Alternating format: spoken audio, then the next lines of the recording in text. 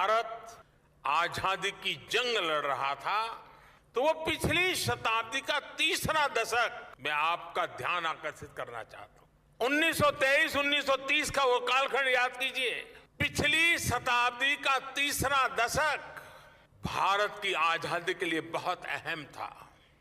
इसी प्रकार 21वीं सदी का ये तीसरा दशक भी उतना ही महत्वपूर्ण है। पिछली शताब्दी के तीसरे दशक में ललक थी, लक्ष्य था स्वराज्य का। आज लक्ष्य है समृद्ध भारत का, विकसित भारत बनाने का। उस तीसरे दशक में देश आजादी के लिए निकल पड़ा था। देश के कोने कोने से आजादी की गूंज सुनाई देती थी। स्वराज आंदोलन की सभी धाराएं, सभी विचार, चाहे वो क्रांति का मार्ग हो या असहयोग का मार्ग हो, सारे मार्ग पूर्ण रूप से जागरूक थे, ऊर्जा से भरे हुए थे। इसी का परिणाम था कि इसके 25 साल के भीतर भीतर देश आजाद हो गया। आजादी का हमारा सपना साकार हुआ और इस शताब्दी के इस तीसरे दशक में हमारे सामने अगले 25 साल का लक्ष्य है। हम समर्थ भारत का सपना लेकर, विकसित भारत का सपना लेकर निकल पड़े हैं। हमें भारत को वो ऊंचाई देनी है, उस सफलता पर पहुंचाना है जिसका सपना हर स्वतंत्रता सेनानी ने देखा था। हमें इस संकल्प की सिद्धि के लिए सभी देशवासियों ने, 140 करोड़ हिंदुस्तानियों ने दिन रात एक कर देना है। और साथियों, मैं अनुभव से कहता हूं, मैंने एक के बाद एक सफलताओं को अपनी आंखों के सामने देखा है।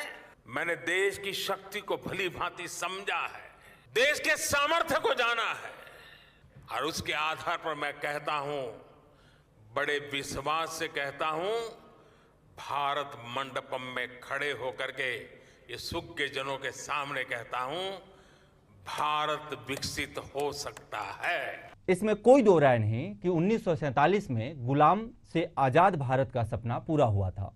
तब से लेकर भारत का संघर्ष निरंतर जारी है। पूरा विश्व इस बात का साक्षी है कि बीते 77 सालों में भारत ने लगातार कीर्तिमान स्थापित किए हैं। हालांकि इस दौरान गरीबी हटाने की दिशा में खास प्रयास नहीं किए गए, जिसकी वजह से भारत विकसित राष्ट्र की तरफ कदम बढ़ाने में कमजोर साबित हुआ।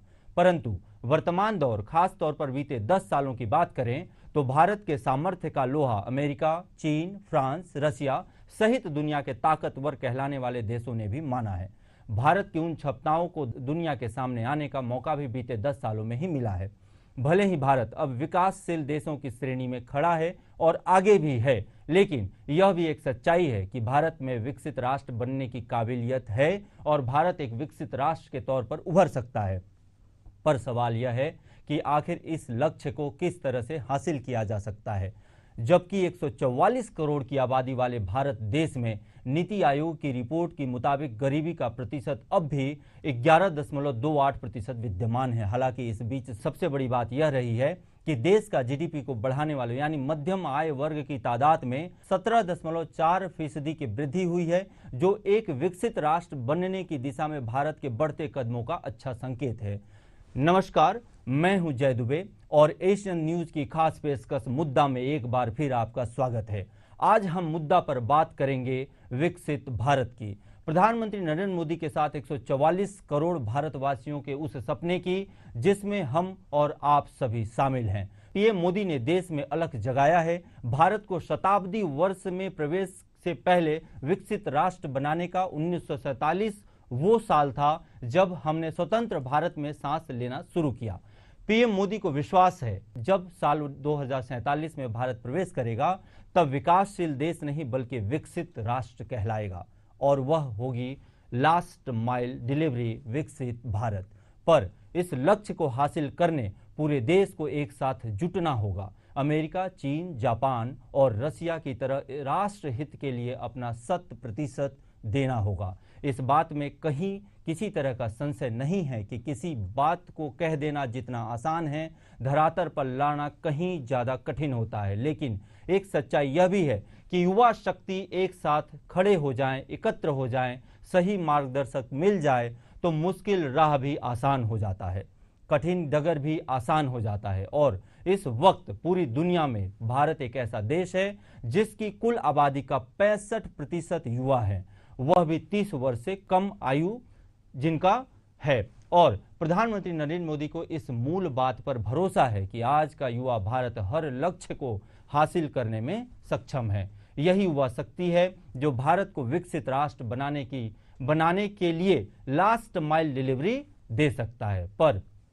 इस लक्ष्य को प्राप्त करने के लिए किन बातों का ख्याल रखना होगा, इस पर पूरी चर्चा आगे करेंगे। साथ ही अनुभवी और प्रबुद्ध जनों से मार्गदर्शन भी प्राप्त करेंगे। वर्तमान भारत की बात करें तो 144 करोड़ की आबादी के साथ विश्व का सबसे बड़े लोकतांत्रिक देश में नीति आयोग के मुताबिक गरीबी रेखा से नीचे 11.28% लोग निवासरत हैं।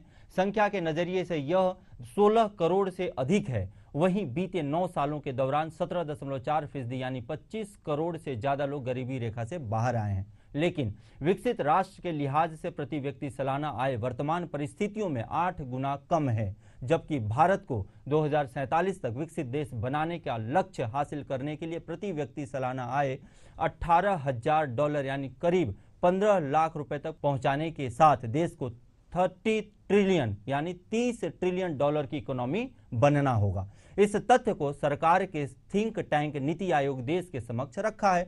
आजादी के 100 साल पूरे होने पर भारत विकसित देश कैसे बने, इससे लेकर नीति आयोग ने एक रोड मैप तैयार किया है। इसका नाम विजन फॉर विकसित भारत 2047 एन अप्रोच पेपर दिया गया है।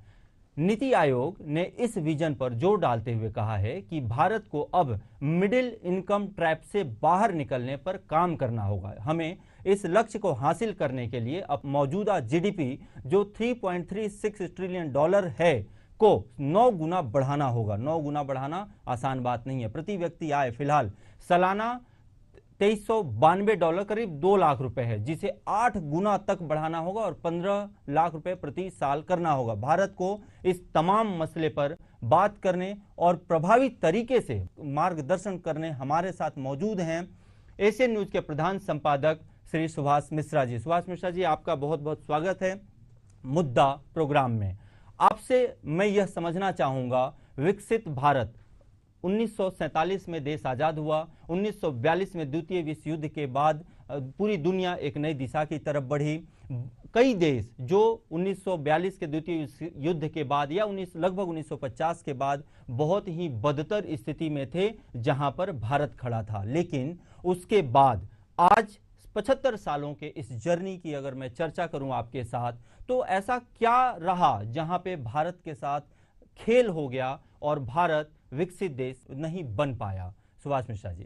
जी, दरअसल हम बात करते हैं कि अपने देश की आज़ादी की। जब हमारा देश आज़ाद हो रहा था तो भगत सिंह जैसे लोग ने पहले ही कहा था कि ये आज़ादी अधूरी है। अगर हम आर्थिक और सामाजिक रूप से आज़ाद नहीं है तो ये समझना पड़ेगा कि ये आज़ादी कैसी है। बाद में हम कालांतर में जाते हैं और आज़ादी के बाद के भारत को देखते हैं तो दुष्यंत कुमार जैसे शायर को कहना पड़ता है कि कहाँ तो तय था चिरागा हर एक घर के लिए, कहाँ चिराग मैसर नहीं शहर के लिए, यहाँ दरख्तों के साये में धूप होती है, चलो यहाँ से चलें उम्र भर के लिए। तो सवाल ये था कि लोगों का मोह भंग होना चालू हुआ।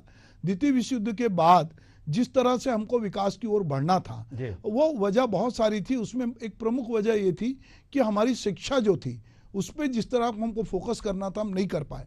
जवाहरलाल नेहरू ने पंचवर्षीय योजना के जरिए पब्लिक सेक्टर को बढ़ाया और उन्होंने ये कोशिश की कि अगर हम अपने नज़दीक देखते हैं तो भिलाई स्टील प्लांट है, बाल्को है, बोकारो है, बहुत सारी चीज़ें उन्होंने की। उस समय ये था कि लोगों को रोजगार देना है और रोजगार उन्मुखी बनाना ताकि लोग जो है काम में लगें, और निश्चित रूप से धीरे धीरे तरक्की हुई। हमने खाद्यान्न के मामले में एक सुरक्षा हासिल की।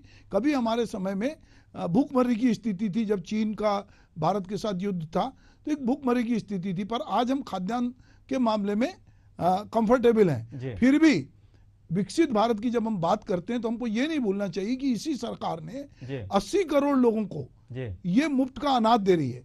यदि गरीबी जैसा जिस तरह के आंकड़े ये बता रहे हैं कि यदि गरीबी की रेखा में 12% लोग बचे हैं तो ऐसी क्या वजह है कि जो लोगों को 80 करोड़ लोगों को, जो देश की आबादी का अगर हम ये कहें कि 60-70% है उनको हमको मुफ्त में अनाज देना पड़ रहा है। दूसरा, हमने जो कुछ पैरामीटर तय किए थे कि हमने कहा कि सबके लिए शिक्षा, सबके लिए रोजगार, ये हमारे बुनियादी अधिकारों में शामिल था, तो ये हम नहीं कर पाए। हमने मनरेगा जैसी ऐतिहासिक योजना लाए। ये पहली बार हुआ आजाद भारत में कि रोजगार की गारंटी देने वाली महात्मा गांधी रोजगार योजना आई, गारंटी योजना।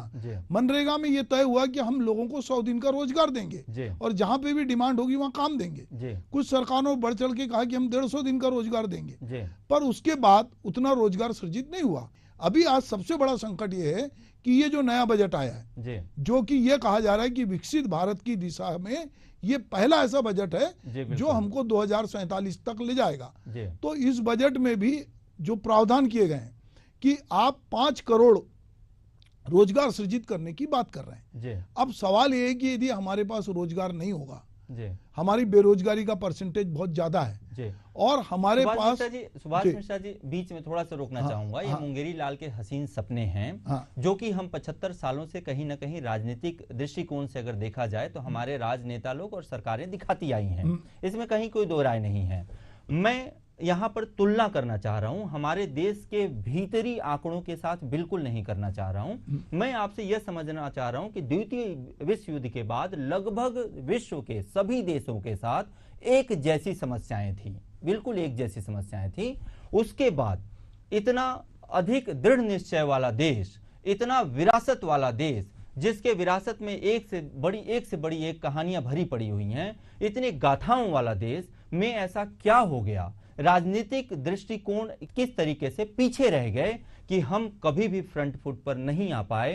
क्या आप इस बात से सहमत हैं या नहीं, मानते हैं या नहीं कि कहीं ना कहीं राजनीतिक कमजोरी कहना चाहिए जो 75 सालों में सबसे बड़ा कारण रहा है कि हम आज बहुत दूर हैं विकसित भारत के लक्ष्य से? क्या कहना चाहेंगे? उसकी वजह मुझे लगता है कि एक तो दरअसल हमारे भीतर जो एक राष्ट्रीय भावना होनी चाहिए, एक राष्ट्र को लेकर हमारे भीतर जो एक बात होनी चाहिए, वो नहीं। हम हमारे देश में की जो जब हमारे देश की आधारशिला रखी गई, अगर 47 की बात करते हैं तो फूट डालो राज करो जो अंग्रेज हमारे यहाँ करके गए थे। हम हिंदू मुस्लिम में उलझ गए, हम जाति में उलझ गए, हम धर्म में उलझ गए, हम बहुत सारी चीजों में उलझ गए और जिस दिशा में हमको बढ़ना था हम वहां नहीं बढ़े। तो कालांतर में यह होता है कि जो देश बाकी चीजों में उलझा रहेगा वो तरक्की कहाँ करेगा।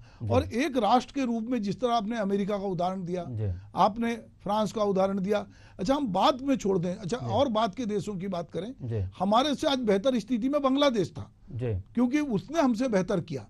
तो हमको ये भी देखना पड़ेगा कि क्या वजह है कि हम जो जहां पहुंचना चाहिए था वहां नहीं पहुंचे और आज भी हम बहुत सारी चीजों का दंभ भरते हैं। हमको लगता है कि हम देश की दुनिया की 5वीं बड़ी इकोनॉमी हो गए और अगर हमारी यही रफ्तार रही तो हम तीसरी में पहुंच जाएंगे।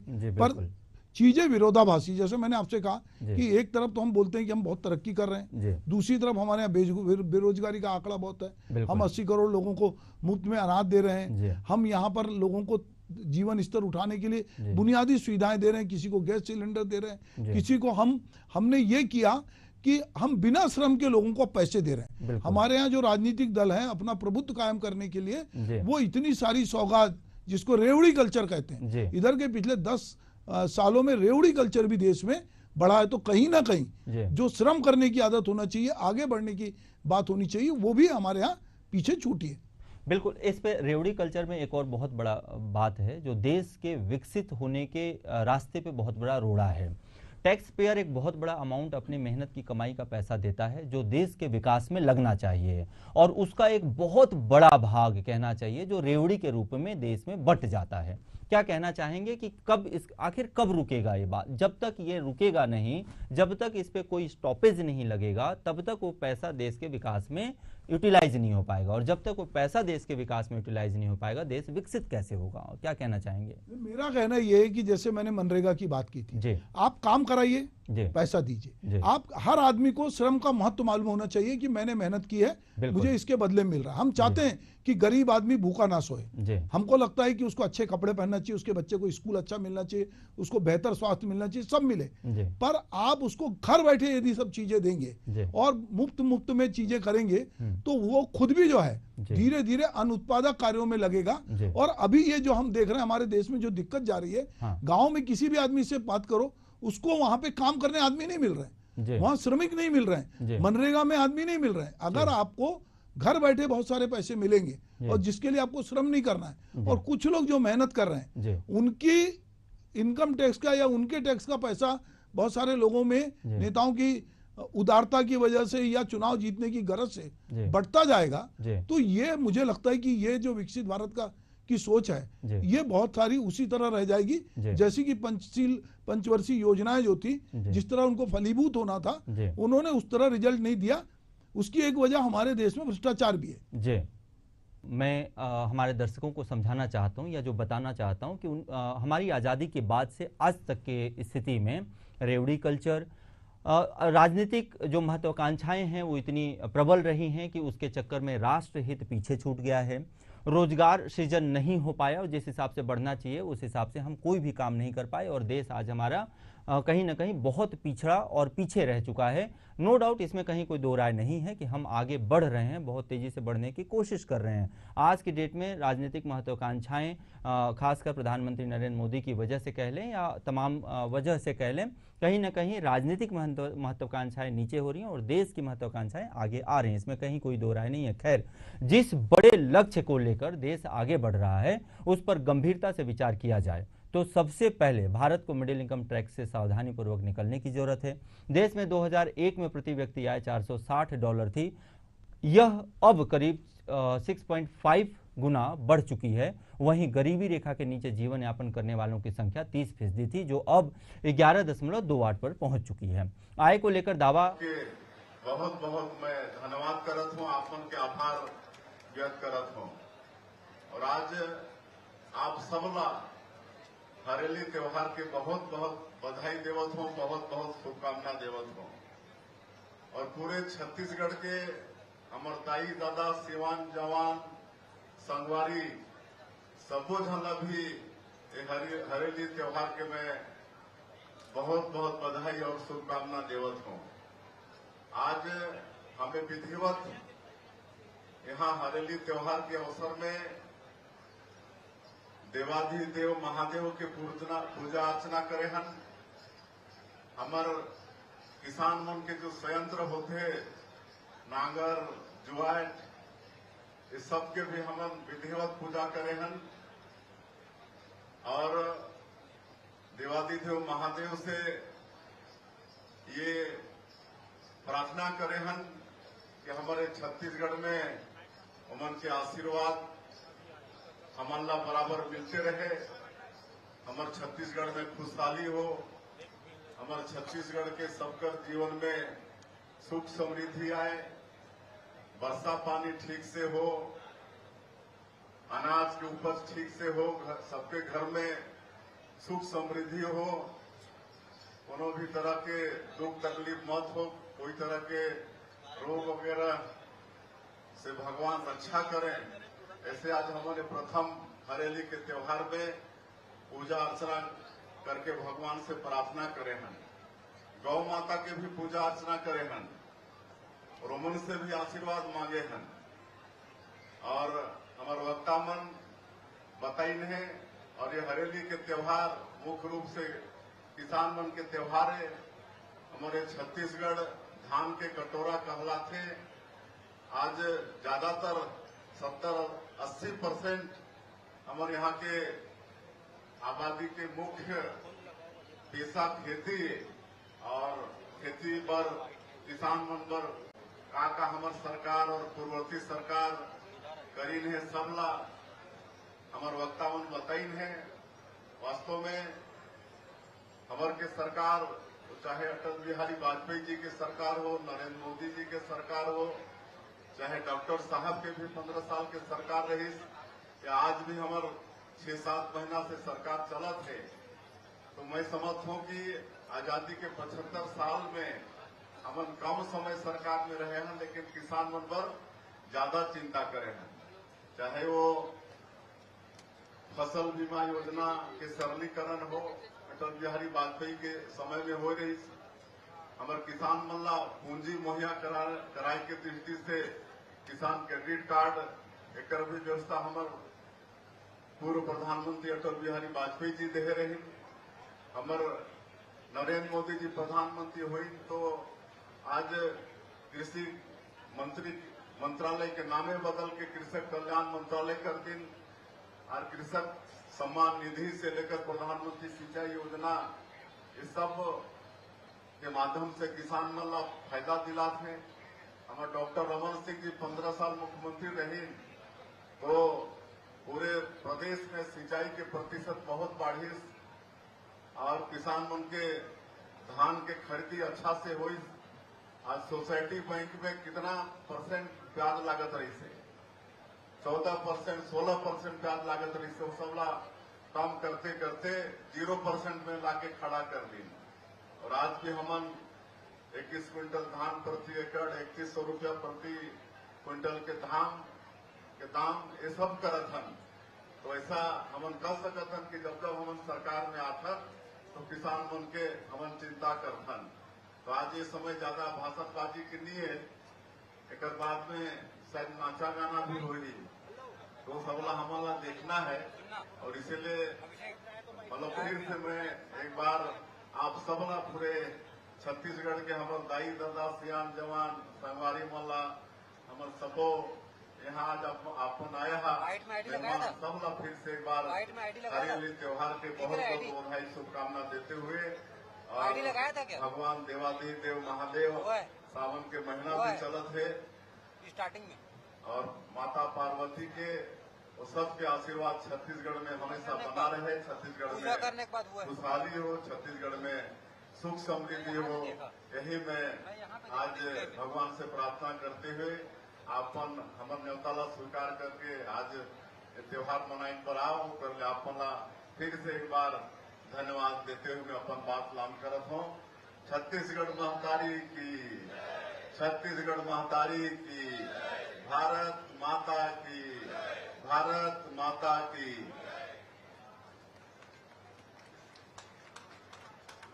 और एक ठन सूचना देना चाहते हैं आदरणीय विजय शर्मा जी उनला आमंत्रित करत हूँ और संस्कृति विभाग के सचिव हमारे संचालक महोदय से आग्रह करत हूँ मंत्री टंकराम जी के स्वागत करें।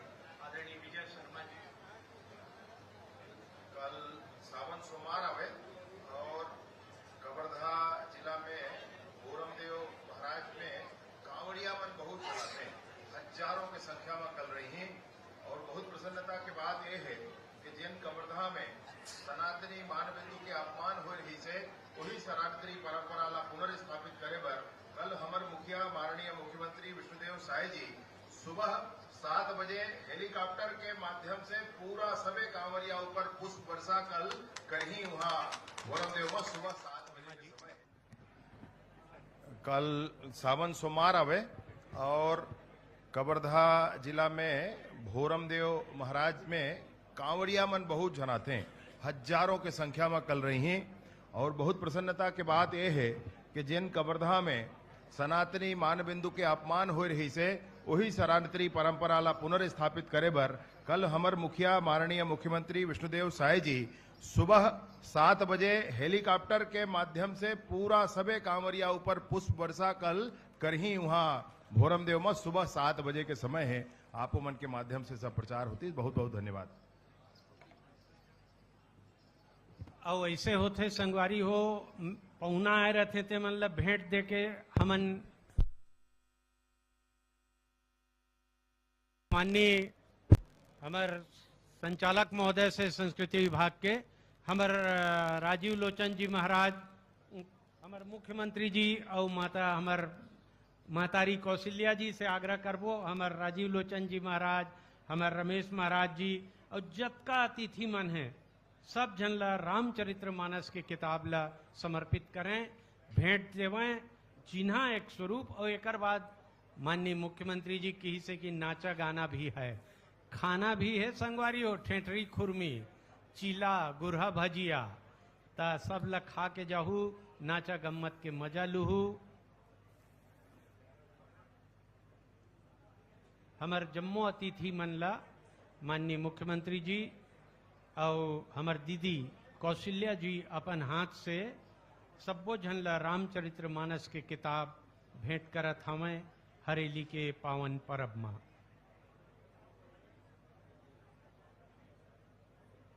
और नृत्य गीत करुया कलाकार मन अब तैयार रहो भाई हो।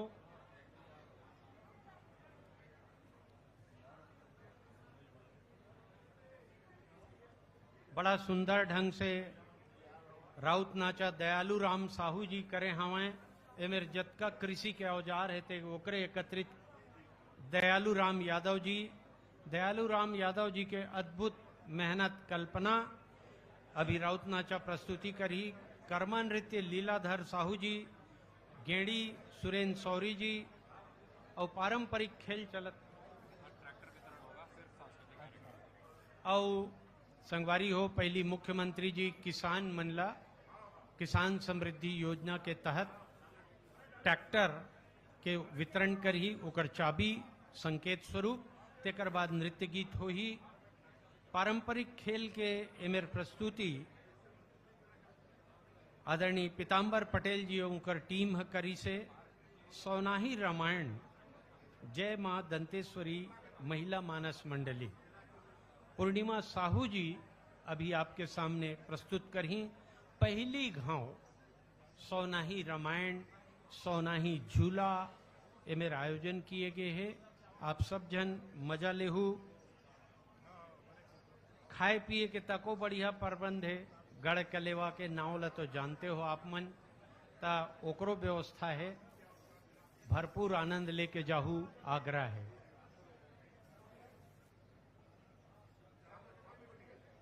अभी माननीय मुख्यमंत्री जी पहली मुख्यमंत्री निवास के बाहर किसान मनला ट्रैक्टर के चाबी सौंपी। उन्नति उत्थान प्रगति के कामना के साथ तेकर बाद फिर यही मेरे नृत्य और गीत के प्रस्तुति हो ही। मजा ला लेबो सबो झन।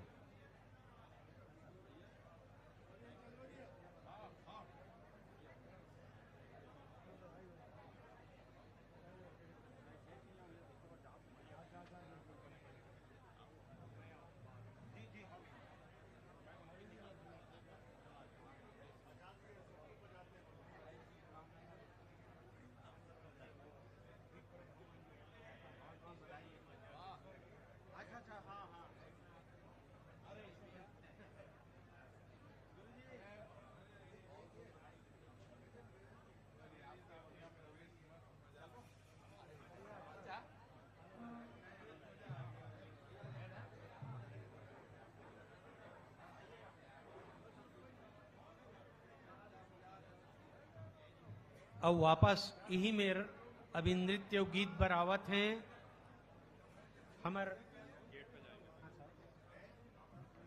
मुख्यमंत्री निवास के बाहर में पहली ट्रैक्टर ओकर और कई कृषि विपकरण के हितग्राही मनला माननीय मुख्यमंत्री जी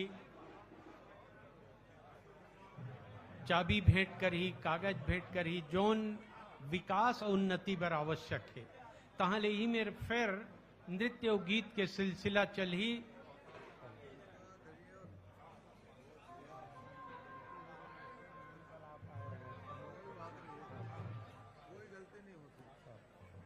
प्रारंभ में योजना भी बने के कारण होता है। ठीक है, की बधाई हो।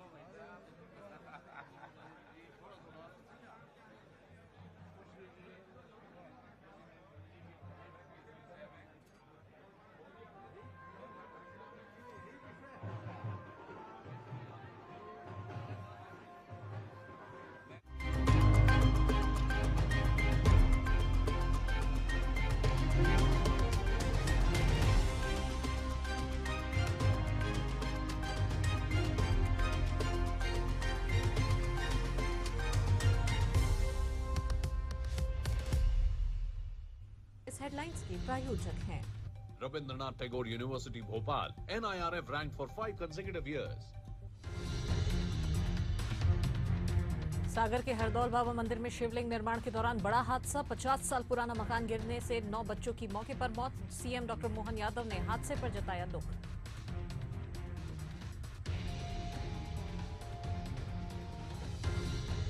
लखनऊ आगरा एक्सप्रेसवे पर बड़ा हादसा, कार और डबल डेकर बस की जोरदार भिड़ंत, हादसे में 7 लोगों की मौत।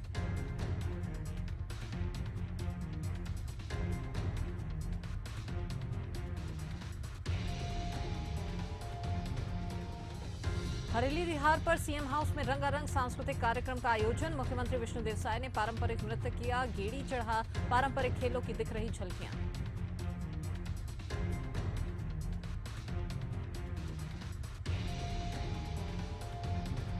हरेली त्योहार के दिन छत्तीसगढ़ में 535 चिकित्सा अधिकारियों की नियुक्ति, सीएम विष्णुदेव साय की पहल पर स्वास्थ्य मंत्री ने दिए निर्देश।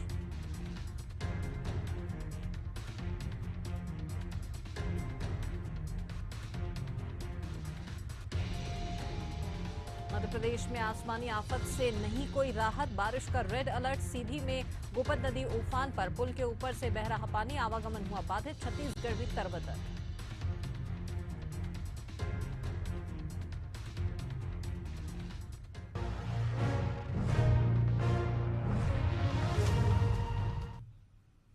नमस्कार, आप देख रहे हैं एशियन अपडेट। मैं हूं आपके साथ प्रथा शर्मा और चलिए बढ़ते हैं आगे खबरों की ओर। तो बुलेटिन की शुरुआत सबसे पहले मध्य प्रदेश के उस बड़े और दर्दनाक खबर के साथ जो उसने सभी को झकझोर कर रख दिया। दरअसल सागर की एक खबर है जहां हरदौल बाबा मंदिर में बड़ा हादसा हो गया। 50 साल पुराना मकान गिर गया और इस हादसे में 9 बच्चों की मौके पर ही मौत हो गई। मरने वालों में 10 से 14 साल तक के बच्चे शामिल हैं, ऐसी खबर निकलकर सामने आ रही है। और वहीं शिवलिंग निर्माण हो रहा था, इसी दौरान ये हादसा हुआ। मौके पर बहरहाल पुलिस पहुंची और पुलिस ने रेस्क्यू किया। सीएम डॉक्टर मोहन यादव ने इस पूरे घटनाक्रम पर दुख जताया है। परिजनों को 4-4 लाख रुपए की